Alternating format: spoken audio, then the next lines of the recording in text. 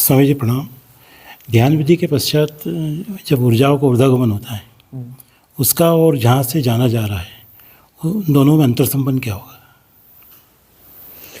ध्यान के बाद ऊर्जाओं का ऊर्ध्वगमन होता है और सब हो रहा है, ये जाना जा रहा है। इनमें क्या अंतर है? अंतर संबंध क्या है इनके? अच्छा, ध्यान की विधियां अपनाई जाती हैं और विधियों में ऊर्जाओं का ऊर्ध्वगमन होता है। विधियां होती इसलिए हैं कि ऊर्जाओं का ऊर्ध्वगमन हो, मतलब मूलाधार से वो सहस्त्रार की ओर जाएं, है ना। जाती तो वैसे भी हैं लेकिन वो बीच में अटक जाती हैं। जो विकार हैं, सभी चक्रों के विकार जो हैं उन ऊर्जाओं को सक कर लेते हैं। बहुत सारे पैटर्न्स हैं, उनको पी जाते हैं, है ना। खून पीना जिसे हम कहते हैं, मतलब वो सारे विकार जो है उन ऊर्जाओं को पी जाते हैं। अब ये जो है इसमें और सब हो रहा है, इसमें अंतर संबंध क्या है? सब हो रहा है, एवरीथिंग इज हैपनिंग, सब हो रहा है, वहाँ परम स्वीकार की अवस्था है। तो परम स्वीकार की जो अवस्था है वहाँ पर जो है विकार एक्टिव नहीं हो पाते। विकार का अर्थ है क्या होता है? यह हो रहा है, यह गलत हो रहा है, यह ऐसा नहीं होना चाहिए, यह वैसा होना चाहिए, मैनिपुलेशन है। यह ऐसा होना नहीं होना चाहिए, वैसा नहीं होना चाहिए, ये कैसा क्यों हो रहा है, ठीक है ना। तो वह विकार जो है इन ऊर्जाओं को डाइवर्ट करता है। ऐसा नहीं होना चाहिए, ऐसा होना चाहिए, ऊर्जा को इधर खींच के ले जाएगा, है ना, डाइवर्ट करेगा। और सब हो रहा है स्वीकार है का अर्थ क्या होगा? कि ऊर्जाओं को डाइवर्ट करने वाले सारे मार्गों को रोक दिया गया, है ना। सब हो रहा है, एवरीथिंग इज हैपनिंग, हो रहा है तो सहजता से होगा। तो ऊर्जाओं को जो है सीधा मार्ग मिलेगा, ऊर्जाएं सीधे ऊर्ध्वगमन, उसका ऊर्ध्वगमन ठीक ठीक होगा। परम स्वीकार से ऊर्जाओं का ऊर्ध्वगमन सहज होगा, है ना, सहज होगा। और वह सहज ऊर्जाओं का ऊर्ध्वगमन होगा तो वह सहस्त्रार तक जाएंगी, सहस्त्रार तक जाएंगी ना।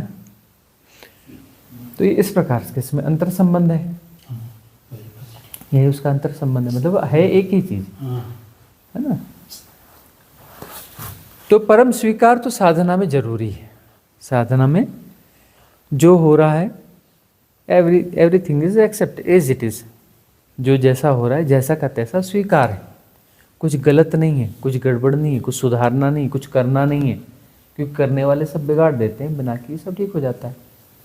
करने वाले कौन है? करने वाले पैटर्न है, करने वाले विकार है, विकार ही तो करते हैं ना।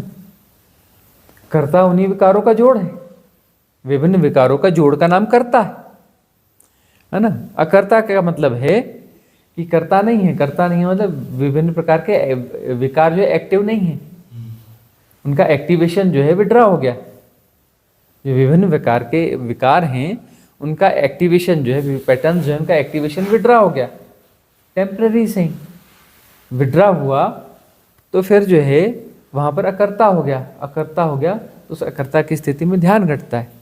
ध्यान घटता है मतलब सारी ऊर्जाएं जो है सहजता से प्रवाहित होंगी, सारी ऊर्जाएं सहजता से प्रवाहित होंगी, यानी ऊर्ध्वगमन होगा उनका, है ना। निम्न चक्रों से उच्च चक्रों की ओर गतिमान होगी, उसे ऊर्ध्वगमन कहते हैं। और उस ऊर्ध्वगमन में जितने ब्लॉकेज हैं वो ब्लॉकेज खुलते चले जाएंगे, ब्लॉकेज खुलते चले जाएंगे।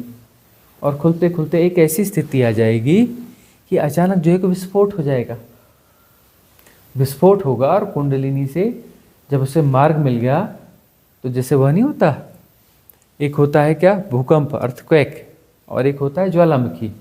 दोनों का अंतर संबंध क्या है? प्रश्न ऐसा ही है। तो जो है ऊर्जा जो है छेद ढूंढ रही है, छेद ढूंढ रही है और छेद मिला नहीं, उसने हिलाया, बात बनी नहीं, तो उसको बोलते हैं अर्थक्वेक। और जहाँ पे छेद मिल गया तो वहाँ पे ब्लास्ट हो जाएगा, ब्लास्ट होकर के वहाँ से ज्वालामुखी निकल जाएगा, है ना, तो वो हो गया ज्वालामुखी, ठीक है ना। तो वो जो है एक तो अर्थक्वेक हो रहा है और एक ज्वालामुखी, तो ज्वालामुखी जब निकल गया तो उसको बोलते हैं कुंडलिनी जागरण, और पूरा छेद करके निकल जाता है, मतलब ब्रह्मरंध्र खुल जाता है और छेद देता है, और वहाँ से ऊर्जाओं का बवंडर निकलता है, बिल्कुल जैसे हजार हजार सूर्य जो है, लाख लाख सूर्य जो है एक साथ चमक रहे हों, इतनी ऊर्जाएं निकलती हैं, तो ब्लास्ट हो जाता है, पूरा ज्वालामुखी फट जाता है ना, उसे कुंडलिनी का जागरण कहते हैं।